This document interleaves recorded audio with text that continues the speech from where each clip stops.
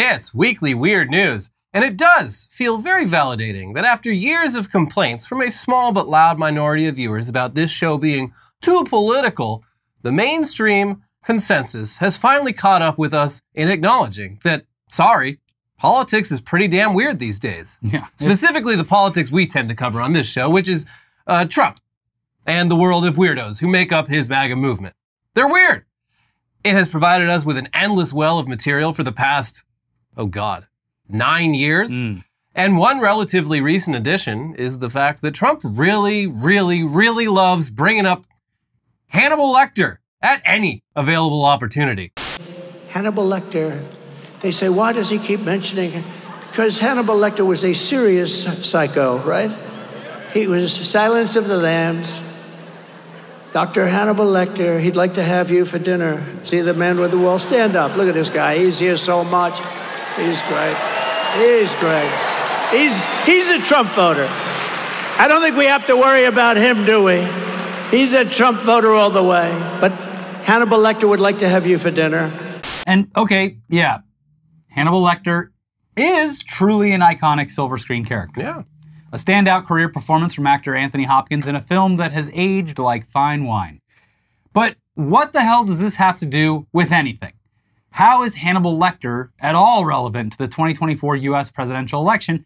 And why does Trump bring him up at seemingly every campaign rally, pointing to a different person in the crowd every time? He'd like to have you for dinner. You for dinner, you for dinner. Are you going to be the lucky one that Trump picks today at the rally? The late, great Hannibal Lecter. Anthony Hopkins certainly doesn't know, according to this interview with Deadline from a few weeks back. Deadline. I have to mention one of your greatest characters, Hannibal Lecter. Hopkins. Why? Deadline.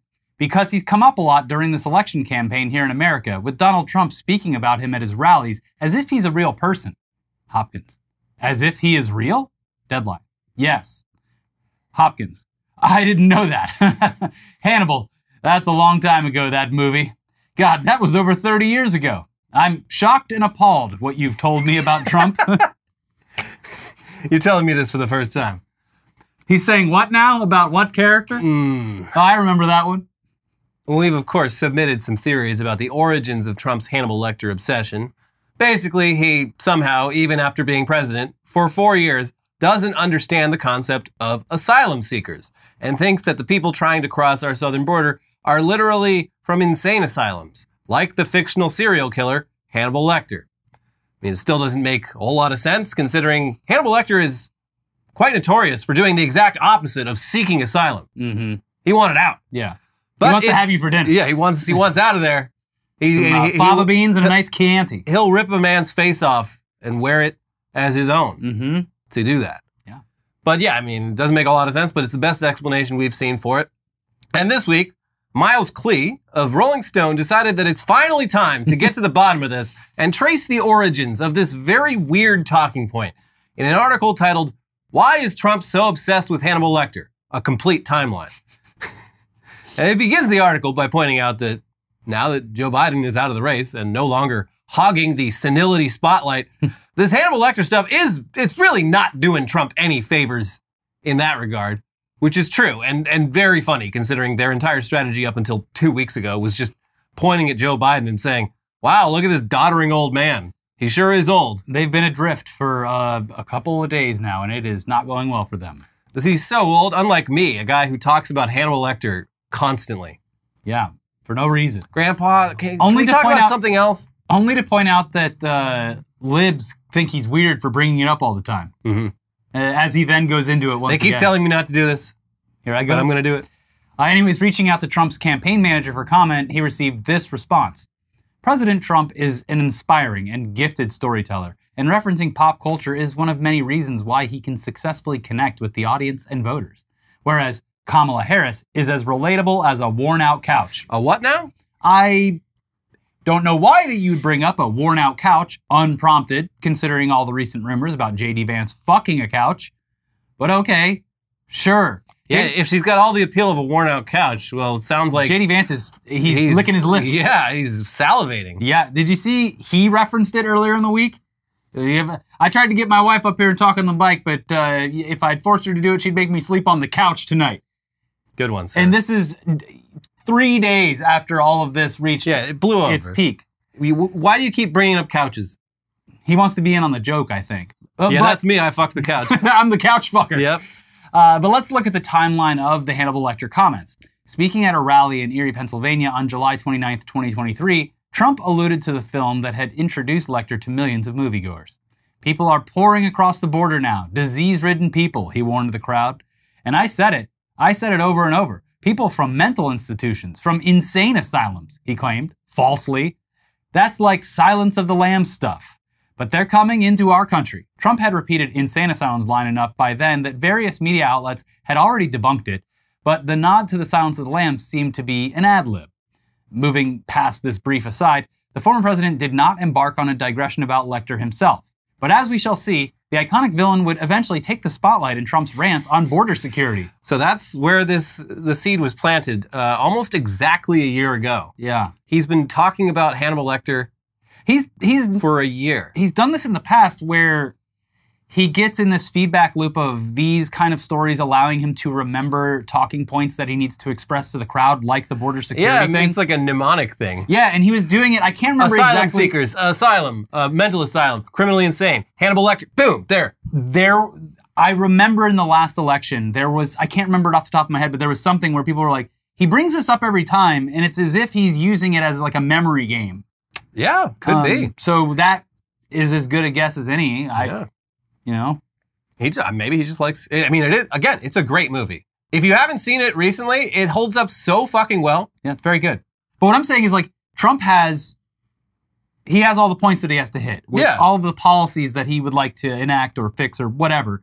And the way he's doing that is kind of like how someone remembers the flashcards. It's a memory trick. But also, maybe he just really loves the movie. I would say that maybe he studies it. This Hannibal Lecter guy, real good at making his interlocutor feel uncomfortable, putting him on their heels. Famously, Trump doesn't consume a whole lot of movies. Yeah, he watches like so he obsesses over one. Yeah, and that's why those are his cultural touchstones. He hates dialogue. He usually skips it, but for some reason, the dialogue between that Jodie Foster. Yeah. Oh, gosh, it's a real piece of ass. Anyway, it looks like there were then after that initial July 2023, planting the seed of all this, there were then about 3 months before Trump would bring up Hannibal Lecter again in a pair of rallies in October 2023 in Waterloo and Cedar Rapids, Iowa. Think of it. The people coming in. Think of it, he said. They're from prisons and jails. He went on to claim that migrants are from mental institutions and insane asylums, noting that an insane asylum is like Silence of the Lambs stuff. That's serious stuff. That's Hannibal Lecter. How good an actor was he? How good an actor was he? Did he play a good role? Right. But insane asylums, they're emptying them out.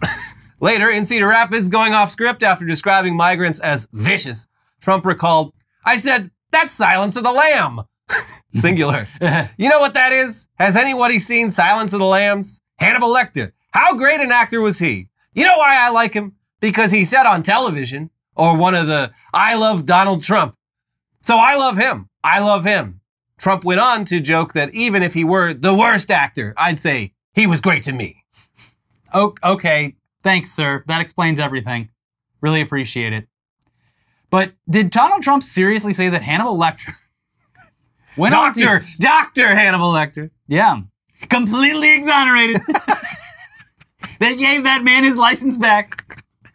Hannibal Lecter, I think what he's saying is that Hannibal Lecter went on TV. Up next, we have a special guest. We've got Hannibal Lecter in the studio. He just wants to say a few words. I don't know how this came to be, but we got him in the studio.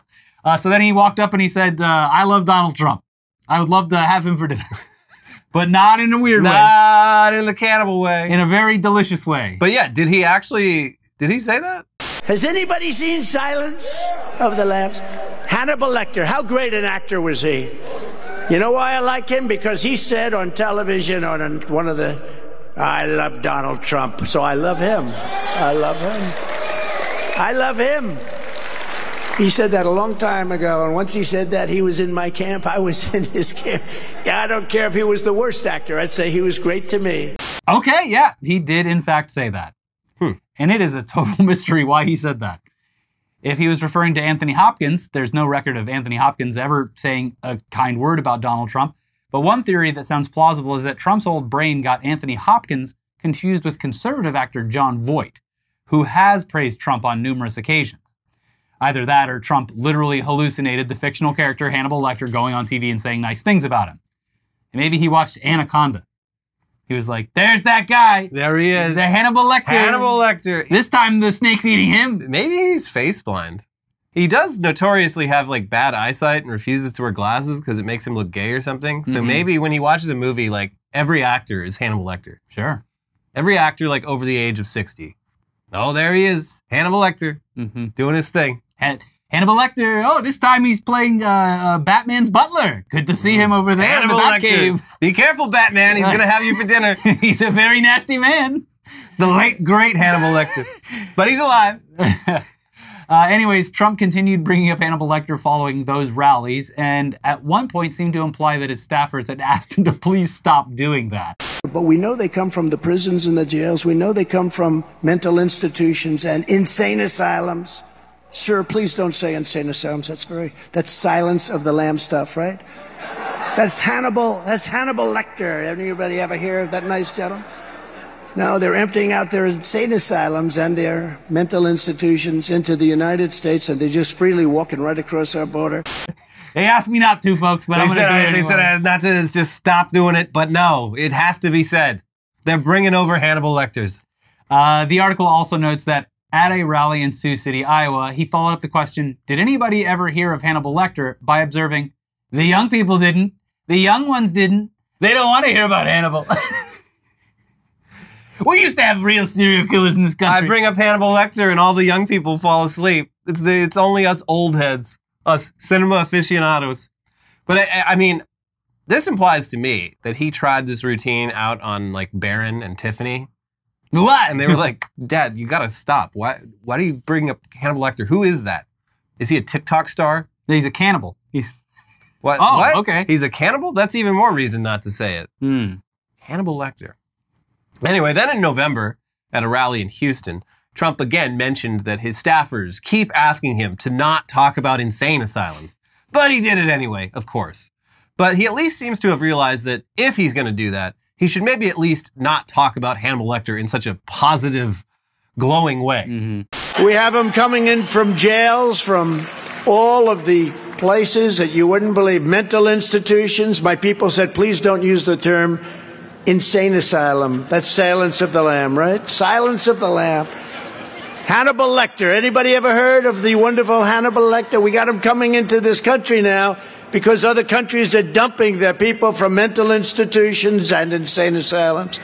So by early 2024, he was really hammering this point home on a regular basis, repeatedly claiming that insane asylums around the world are emptying their patient populations across the US border. But by May, he seemed to now be foregoing any claims about insane asylums and just sort of riffing on Hannibal Lecter in the middle of his spiel about migrants. Silence of the Lamb. Has anyone ever seen a Silence of the Lamb? The late, great Hannibal Lecter is a wonderful man. He oftentimes would have a friend for dinner.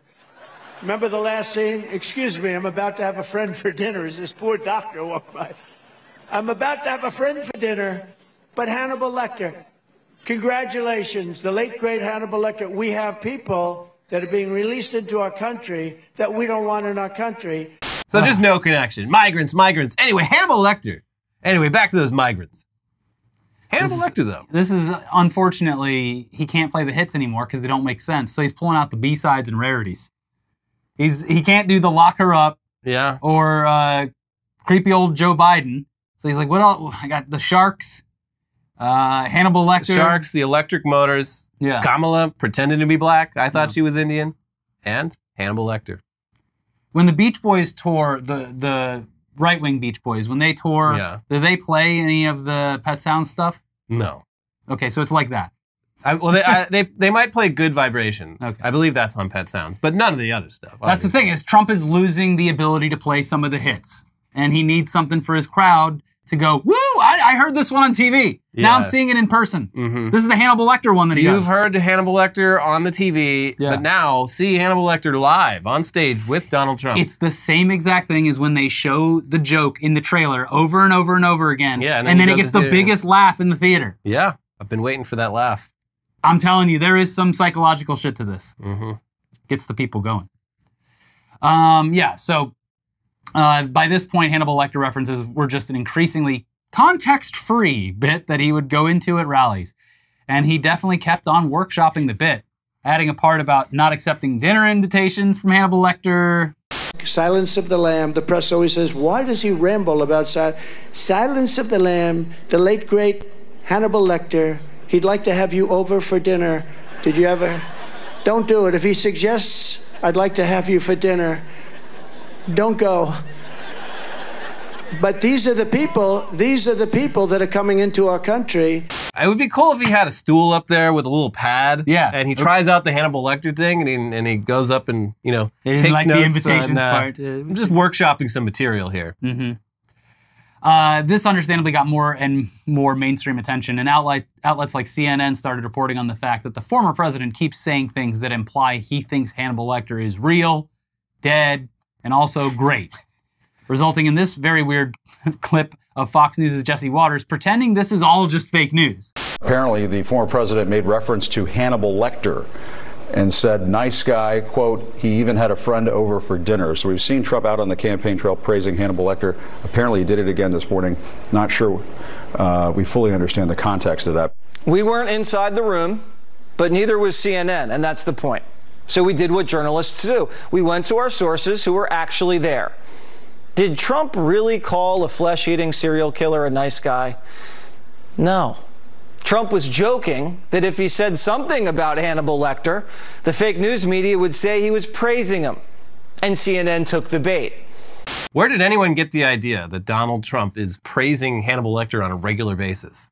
Where are these libs getting this from? Do we talk about the sharks and EVs thing in this episode? No. Okay, because there's another Jesse Waters clip. You can go find it on your own, but it's great because Jessica Tarlov brings up the fact that he keeps talking about the choice between a shark attack versus an electrocution.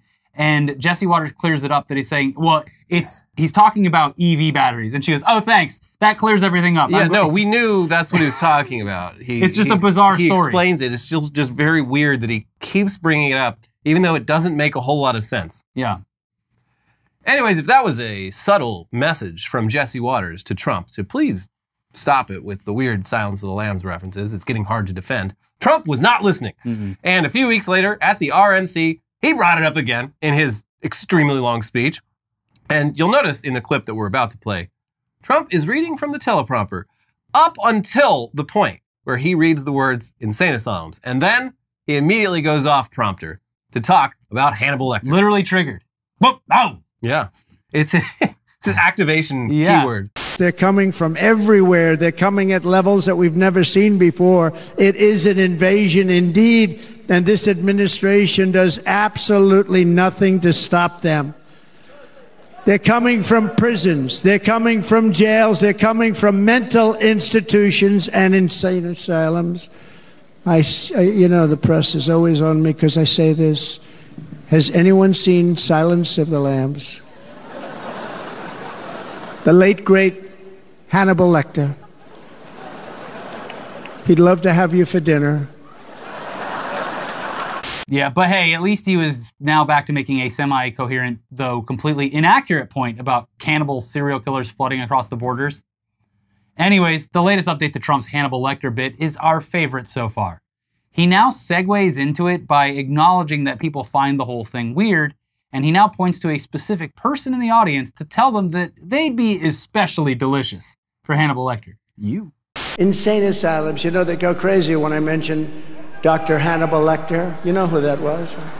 They say, why does he keep mentioning Hannibal Lecter? Well, you see, he was a slightly troubled patient in an insane asylum, and he'd love to have you for dinner. You right there. He'd love to have you for dinner.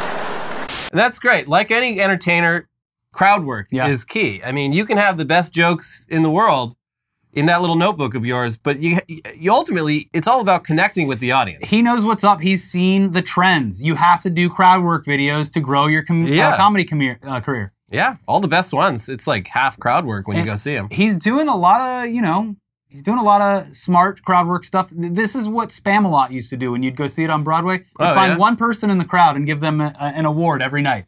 Oh. Well, everyone goes nuts. This is not an award. This is saying you look real tasty for a man-eating cannibal. But if your hero says that to you, you're gonna embrace the title. He looked at me. Immortal Joe. He looked at me and he saw a big roasted steak with a bone sticking out of it. You right there. You'd be especially delicious. He saw the stink lines coming off me and everything.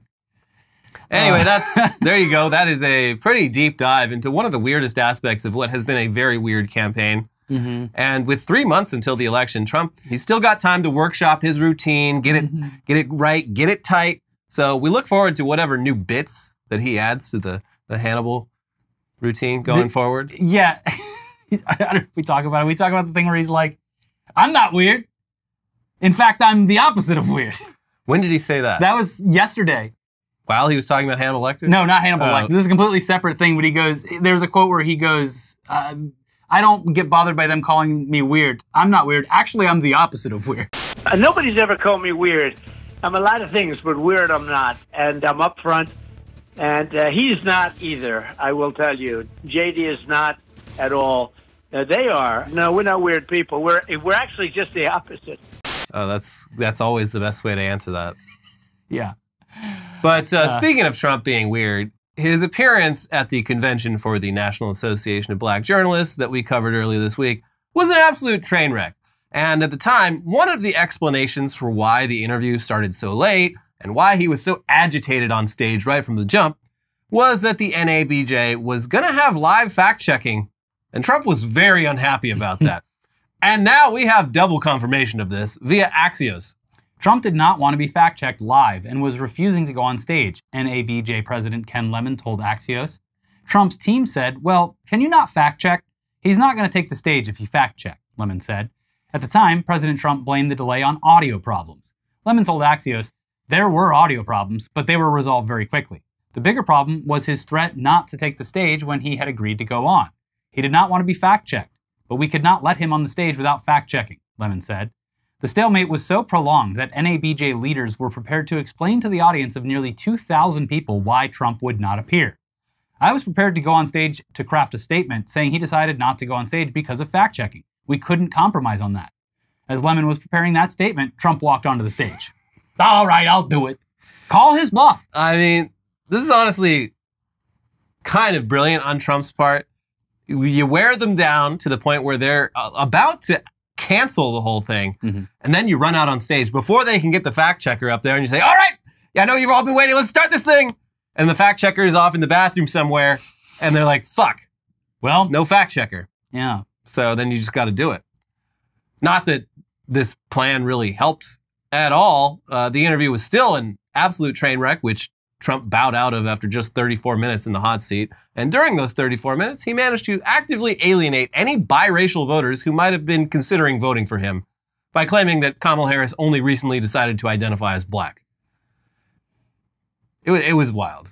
It was my favorite moment of this campaign. Everything that happened on that day actually worked towards the benefit of the opposing party. Yeah. Because the lack of a fact checker being there and that which would have like slowed everything down, the rush onto the stage, the delay, what appeared to be the hilarity from the crowd who were just great audience. Yeah. So, and it made him look like a horrible, horrible person. Yeah. Yeah. A horrible, bigoted person. Did not reflect well on him at all. There was nothing to be gained and nothing was gained. Everything to lose. Anyway, speaking of Republicans actively choosing to be weird and off-putting while demonstrating that they have nothing to attack Kamala Harris on other than weird, petty bullshit, it's Jesse Watters time yet again. Here's Jesse Watters on Wednesday. Now, I don't see why any man would vote Democrat. It's not the party of virtue, security. It's not the party of strength. It's definitely not the party of family. And to be a man and then vote for a woman just because she's a woman is either childish, that person has mommy issues, or they're just trying to be accepted by other women. And I heard the scientists say the other day that when a man votes for a woman, he actually transitions into a woman. Oh, is that right? Yeah, that's what the science says. That's science. He is really leaning into his Tucker Carlson role more and more. He's trying. Yeah, he's not. He sucks, but he sucks worse. Great value, Tucker Carlson. So we're at the point where they're just calling you a homo if you vote Democrat. Voting Democrat seems a bit gay. That billboard is going up in the next 2 months. It is weird because they saw, it's another thing where they saw childish taunts and they were like, oh yeah? Yeah. Oh, we're weird? Well, you're fucking gay. It's a bizarre way to spin it. Now, it's certainly nothing new from conservatives, but it's still kind of weird to hear it on TV from the mouth of Wish.com Tucker Carlson. Swapping out Joe Biden with Kamala Harris has put their many, many insecurities on full display. And this one is especially funny because there are 34 Republican women in the House of Representatives that are up for re-election in November. So if your weird uncle is planning on voting for Lauren Boebert or Marjorie Taylor Greene, be sure and let him know what Jesse Waters thinks about men who vote for women. Yeah. Uncle Dave, I know you love Lauren Boebert, but if you vote for her, it means you have to transition into being a woman. That's what Jesse Waters said, your favorite host. So, what are you going to do? Anyways, we've got even more Trump news for you, unfortunately, via yet another tell-all book. We saw dozens of these come out during and after his term in office, usually from people who worked for him and were fully on board with the MAGA agenda until Trump cast them aside. But this latest book actually comes from a family member of Trump's, his nephew, Fred Trump III, son of Trump's older brother, Fred, who died back in the 80s. So unlike those other books, this one is by someone who has known Trump his whole life, and it's got some pretty shocking revelations about a guy that the author himself seems to have some very mixed feelings about due to the whole family dynamic. For example, here's ABC News, who interviewed Fred this week. I was about 10 years old and I was at my grandparents' house like I was a lot, Fred Trump said. And Donald, I could hear him screaming. And I went down to the driveway of my grandparents' house, and there was his white Eldorado convertible with 2 slashes. Still remember it. And he had electrical tape because the roof was black. And he used the word, the N-word, twice, just saying who he thought probably had done this. The former president has consistently denied using the racial slur. Fred Trump said that despite being young when the incident occurred, he absolutely remembered the moment as it happened. Okay, he did twice that day, Fred Trump said when ABC News brought up Donald Trump's repeated denials. I mean, yikes, but also, are you surprised? No. What is actually shocking, though, are statements that Trump apparently said about Fred's developmentally disabled son. Yeah. This is wild. After his uncle was elected president in 2016, Fred Trump saw an opportunity to advocate for the disabled. He said, I was in the Oval Office 12 times about, and that was our mission, to advocate for people with complex disabilities, he said. He added, it culminated in May of 2020 in the Oval Office. Donald was there, and he was very gracious. Several other folks were there, including the group that we brought down. We dispersed. I was asked to go back and see Donald. He greeted me with his familiar, hey pal, how's it going? He says he sat down for a bit with his uncle, and he just came out with, these people, all the expenses, they should just die. Fred Trump recalled, he's talking about human beings who have complex issues, and the first thing he could say was they should just die. Fred Trump said the comment wasn't an isolated incident. He described a phone call to alert his uncle that the medical fund set up by the family for his son William was running low, a fund he says his uncle consistently replenished. A couple of years ago, I called him. I said, Donald, the fund's running out. And without hesitation, he said, your son doesn't recognize you. Let him die and move to Florida, Fred Trump said. Oh. Fuck. Oh. Jesus. And then there's clearly a whole Stockholm Syndrome aspect to the Trump family, because why would anyone want to remain close with someone who said that kind of shit? You describe your uncle as incredibly cruel. Why would you want a relationship with him? ABC News asked. I'm not going to change him. I don't think that there's anybody that can change him, Fred Trump said. But I've always enjoyed time with him. And I would hope if he's not elected that he'll calm down. I don't know if that's possible, but my guess is I may not be welcome to any of the golf courses anymore. I'll find others. But I do thank him for the entree to those courses. I'm a heck of a golfer. Fred Trump said he planned to vote for Harris, but would attend the inauguration if his uncle wins and if he is invited. I don't think you're going to be invited. I don't think the invite is in the mail, sir.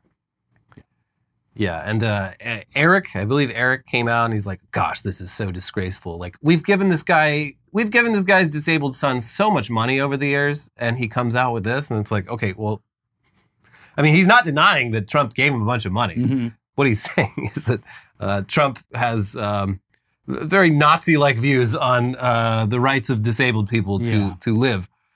So yeah, that's fucked up, even for, like, you know, the bar is so low, but good Lord. Yeah. Very bleak. And I think we all need a palate cleanser at this point. And thankfully, we've got just the thing Just for the you. doctor's order. No, we can't say that again, remember? No. Yeah. Folks, it happened again. Mm-hmm. Last week, those orcas off the coast of Spain who have been harassing boats for the last few years found their latest victim. And unlike the usual scenario, they didn't stop after disabling the boat's rudder. They decided to finish the job and just sink the damn thing. Woo! Here's the New York Post with a play-by-play that was surely terrifying for the boat's inhabitants, but probably really, really fun for the orcas. Mm-hmm. Robert Powell, 59, and his crew were just 22 hours into their 10-day trip from Vilamoura, Portugal to Greece when the pod set its sights on the 100,000-pound, or $128,680 sailing boat.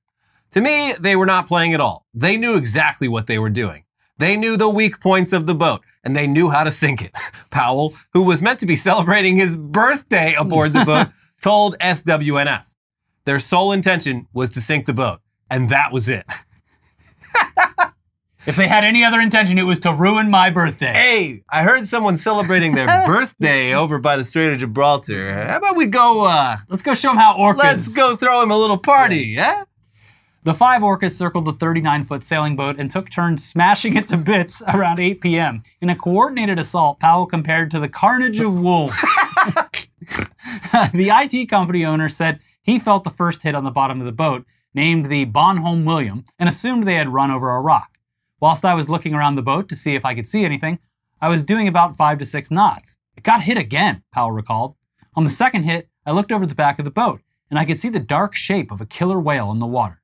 The pod of 5 first focused on the rudder, rendering the sailboat unable to steer after about 15 hits. That's when the orcas separated, and each concentrated on their own section of the boat's exterior, including the keel and stern. They were circling. It was like watching wolves hunt, Powell said. They were taking it in turns to come in. Sometimes 2 would come in at the same time and hit it. So, obviously pretty terrifying. I mean, yeah. I think the most terrifying aspect of this is most of the other ones we've seen, I feel like they've all been during the day. Mm. And this happening like at 8 p.m. in the Mediterranean when like the sun is either, it's got to be just right on the horizon or already below the horizon. Like, that's scary. Mm-hmm. At least during the daylight, you're like, well, at least there's sun. But If we go over, yeah. like, you're not just in the dark. But they got those flashy blinkers you can wear on your they life work jacket. great. Yeah. It took an hour and a half until the hull finally buckled beneath the whale's pressure and split, causing water to gush into the main living area of the Bonhomme William.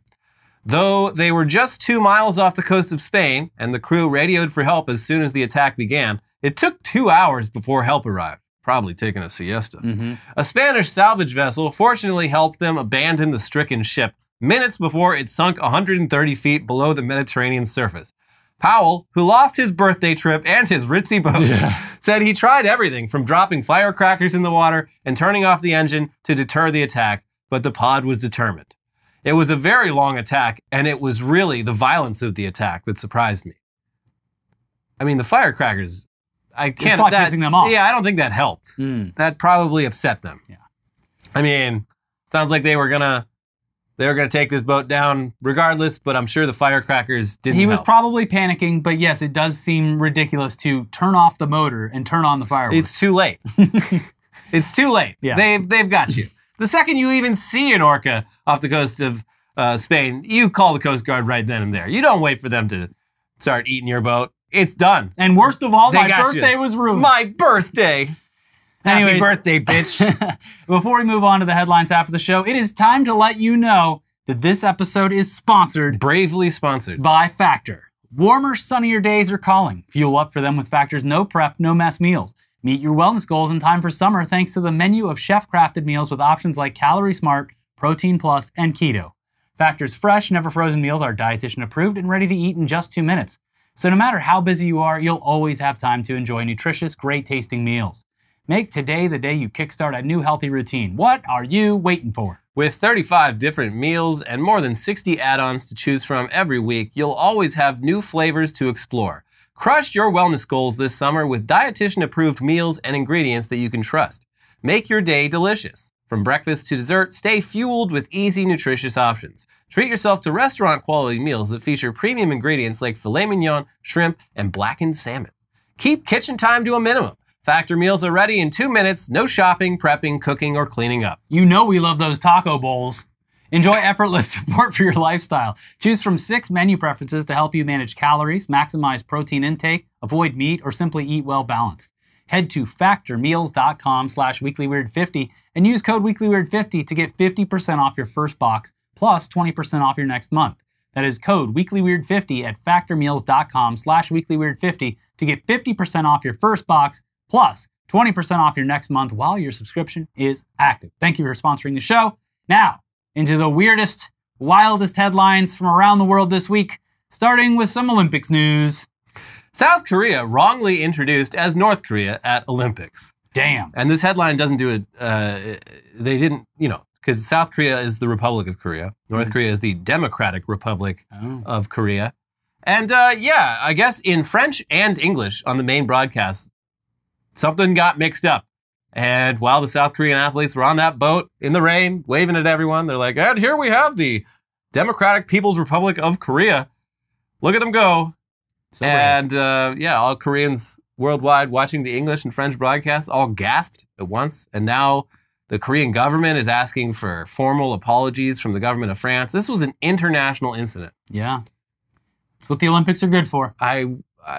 Have they looked into whether one of those North Korean hackers maybe got into the computer and did a little mischief? Sent a balloon with some USB drives over there? Yeah. They're switching the names around. Mm-hmm. Olympic triathlete who threw up 10 times says it wasn't swimming in the Seine that made him sick. Just the anticipation for glory. He did throw up 10 times, though, and people were like, we said this would happen. It's a dirty, dirty river. It's filthy in there. They had to postpone these events because it was dirty. But no, he says, no, that's not it. It was dirty, but... He just had a stomach ache. This was a Canadian swimmer from Winnipeg. And he's like, it was too hot. I'm used to swimming in the cold. Perfect. It was like... it was like 85 or so, but like really high humidity. And yeah, I mean, if you're from Winnipeg, that would be, you're used to training in Canada. Yeah, that might throw you off. Sure. Especially if you are swimming in a river of shit. Yeah. So there you go. But he's apparently the ononly one who's actually... It was the French food. He's the only one that's gotten sick so far. A lot of the other athletes are like literally quoted saying like, well, I guess we'll know in a few days. Because when you do this, you take a few mouthfuls. So it's in me. The river is in me. We will see. See what happens. What is Air Horse One? Discover how horses are transported to the Paris Olympics by aircraft. I just love that it's called Air Horse One. And the photos are great too. I'm sure the horses are probably not happy about being flown around, but they got to get there somehow. They did say that the horses that have more airplane experience get to ride in first class. Oh, wow. Whereas, they can behave themselves? Yeah, the ones that are a little more skittish, they have a special section where they get to ride together, so they have company with each other, and they got hay, they got apples, they got everything you want. It's so upsetting that when a horse just pisses on the ground inside of an airplane, nothing happens. But when I do it, I get put on a no-fly list. Yeah, I get it. I have to register as a sex offender. It's bullshit. Their penis is so much bigger than mine, too. They should let everyone who's, while they've been on Ambien, pissed on an airplane, piss themselves, they should let them fly again, but only on Air Horse One. Only on Air Horse One. Yeah. Chicken wings, advertised as boneless, can have bones. Ohio Supreme Court decides. The Ohio Supreme Court. The Ohio... some guy ordered boneless wings and got like a bone stuck in his throat that like cut a hole in his esophagus. Jesus. He sounds like he was in some pretty serious medical trouble and he sued. In the Ohio Supreme Court, they're like, well, when you order chicken fingers, you don't think it's actually fingers, do you? I mean, I would be curious whether or not this is a Ohio-based business that he could be putting out of business. I don't know. I think they might have decided. Because like the big people that are rightfully worried over this are like parents of young children. Well, you give your kids like that's what they like to eat, boneless chicken. Because they're just chicken nuggets. Yeah, but like if you're in Ohio, apparently if there is a bone in there, that's on you, buddy. That's why McDonald's turns it into a pink paste. Yeah, pulverized. Yeah. There's probably bones in there. Probably bones in there, but only at like the molecular level. Yeah. Monster oyster the size of a newborn baby harvested off the English coast. Gross. I love oysters, but... Well, generally with oysters, the smaller, the better. Yeah. Even the ones, like I made the mistake of getting fresh oysters at like a Mexican seafood place. And it was like a good 6 inches long. And I had never had them that big before. And they're just not as good. And they're very awkward to eat. Yeah. Like the small ones, you can take it down in one. But like the bigger ones, you can't. So it turns into this very awkward, like, yeah, it's only really good for what do they call it? Like Rockefeller or whatever, where you bake them? Yeah, no, the big ones are great for baking. Yeah. I love them for cheese that. on top. But having them fresh, no. But yeah, this big one, apparently they're like, yeah, this oyster's probably like 20 years old. Put it back. And they're like, yeah, it's in a spot where we go oyster hunting all the time. So it must have just like been hiding this whole time. Yeah.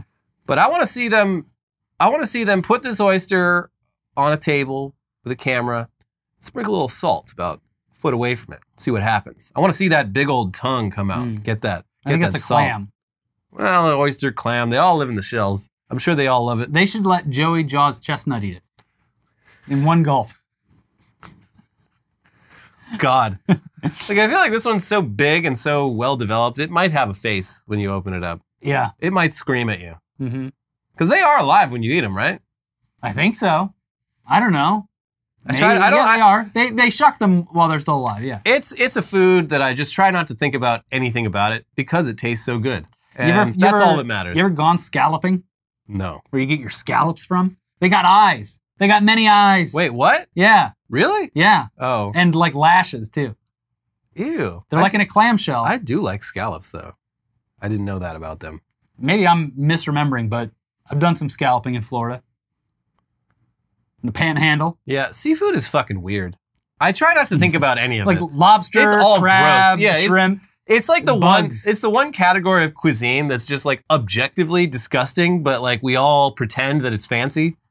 Because anything tastes good with butter. A lobster, you're eating a giant bug. Yes. Like you're tearing it limb from limb. Cooked cockroach. A giant bug that you have cooked alive, and you're tearing it limb from limb and eating like its organs. It's crazy. Delicious. And then you go foreign and you're eating like, it's not live octopus. The octopus is dead. They put the salt on it to get it moving But around. I've had that a couple times. It's pretty weird. Yeah.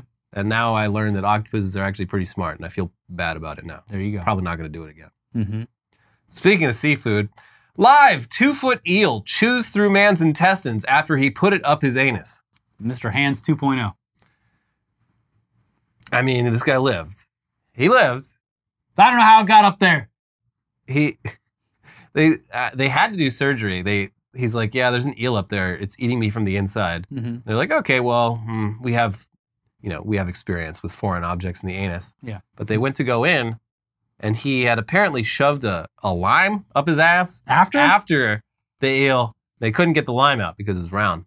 So they had to cut him open. Was he trying to use the lime to like how they put the salt on the octopus? I don't know. I don't know what he was trying to do. But it was a 2-foot eel. And like, just look at an eel. They're scary looking. They have evil looking faces. They got teeth. That does not want to be in your intestine. Well, it's going to be very It showed upset. him not to do that. It sure did. Yeah. Jesus Christ. So if any of you out there are thinking about doing it, learn from this guy's lesson. Yeah, not a good idea.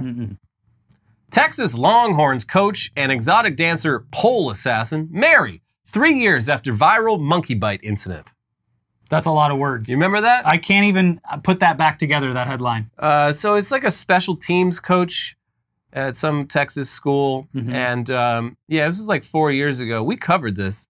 Damn. But he got in trouble because on Halloween, some young trick-or-treater came to him and his stripper girlfriend's house to trick-or-treat. And the girlfriend's monkey, who she uses in the act. Oh, yeah. Her stripper routine involves a monkey, but the monkey, I guess, attacked the kid. So the headlines at the time, we were like, all right, there's a lot to unpack here, but there's a stripper called Pole Assassin. They're still doing She has great, a monkey. apparently. They got married. The monkey attacked a child. But yeah, they managed to weather through the storm. Love is love. Yeah. And no one's going to question it out of these two. Coach and Pole Assassin there, till death do us part. Champagne sales down worldwide in 2024. Industry executives cite lack of cheer. I mean, that might be part of it. I think people just don't like it. I was at a wedding last weekend, and they did not serve champagne. It's too expensive for what it is. Yeah, and it's like, no one likes it enough to buy like 30 bottles of champagne and pour it, and everyone's just like, oh, okay. The only time people like it is at brunch when they mix it with stuff. Yeah, and that is true. But like, it is for like boomers and shit. It's like, yeah, you always got to keep a bottle of champagne around in case you get some good news. And it's and a couple of cigars. Yeah. And like, I can't even think of the last time I intentionally had a glass of champagne. Like it hasn't even come up. Well, me, next week I'll be sober for 4 years. Well, yeah, you can get some Martinelli's though. Yeah, no, I think I've had that. Which I think a toast is better. Or NA beer. Yeah, Martinelli's. Yeah. They did that during Prohibition because people wanted to toast with champagne, but they couldn't get it from the reputable sources. That's right. But yeah, I mean, I don't think champagne's coming back. I'm sorry. The champagne sales... This is going to ruin the Champagne region of France. I think they'll be fine. Mm-hmm. I think it's going to ruin like Barefoot Bubbly and all the other companies making like shitty sparkling white wine. There'll always be a market for Moet. Yeah. People always want it. They just want to pop it. Rich dicks. It's like a little like a noise popper. You just get it. Yeah. You're like, hey, look, we did it, folks. We did the thing. But no one's going up to the bar being like, hey, let me get a flute of champagne. Yeah. No, I would if I saw that happen, I would stare. Like, who is this person? What's their deal? Did you just walk out of the 1970s? Yeah. Japanese idol Momoka Tojo must post solo goodnight photos for 1 year after being seen with boyfriend. Again, you're gonna have to reconstruct this. So it's sort of like K-pop, but it's in Japan, and much like in Korea, I guess there's rules. No boyfriends. Okay. If you're a female pop star, you're supposed to project availability. Mm-hmm. So this one, the punishment is just supposed good night photos. She was posting about some concerts, and like I guess her camera roll got fucked up. So in the middle of it was like a picture of her with her boyfriend, like on her birthday. Honestly, it could have been any man. Yeah. Like she didn't say this is my boyfriend. It was just her and a dude, not even being intimate. And everyone's like, she's got to go. This woman needs to die. And her management is like, we should fire you, but instead, you have to go on Instagram every single night and post a picture of you being like, good night, my fans, and never, ever talk about that boyfriend again. Don't even be seen with him. In fact, we've taken care of him. No boyfriends. He's not around anymore. It's so weird that, the idol culture over there it's like the 1950s music management in the US, but today. It's very bizarre, yes. Lululemon pulls new leggings line that gives customers long butt. Long butt. She got that long butt. I don't think I've ever heard that phrase used in an official capacity. Got a bad case of long butt. I remember that was a thing like 10 years ago. Because it was when mom jeans first came back. Long butt, yeah. Yeah, this is a similar thing. It's they are high-waisted leggings, and they have that Y that a lot of the leggings now have to basically like accentuate the crack, which like in most cases, that's great. Keep on wearing that shit. But these ones, the Y is a little high. Like the line, usually the Y lines up with the sort of the curves of the butt. This one, the Y, the top of the Y is like a good like 6 inches above the butt. And it does create the impression that you have a long butt and your crack is abnormally long, like that fake picture of John Lennon. Well. So yeah, you don't want that long butt. Take your Lululemons back. Also, buy from a different brand. Lululemon is just look up the story of that name. Why the guy named it that? Yeah. Yeah. It's not cool. Long butt's not even the worst thing about it. Yep. Well, anyways, that's it for this episode of Weekly Weird News. We do have so much for you to watch because it was a very, very busy, compact week. Eventful, like, month. Yeah, so those will be popping up in a second. But in the meantime, please take a second and click the like button on the video. Come on. We really appreciate it. This episode was sponsored, so you're off the hook. Now the other episodes are popping up over here. We have a full breakdown of the transvestigation that conservatives launched against Olympic athletes. And then, of course, Trump telling people how much the blacks like him. We'll see you next time. Bye.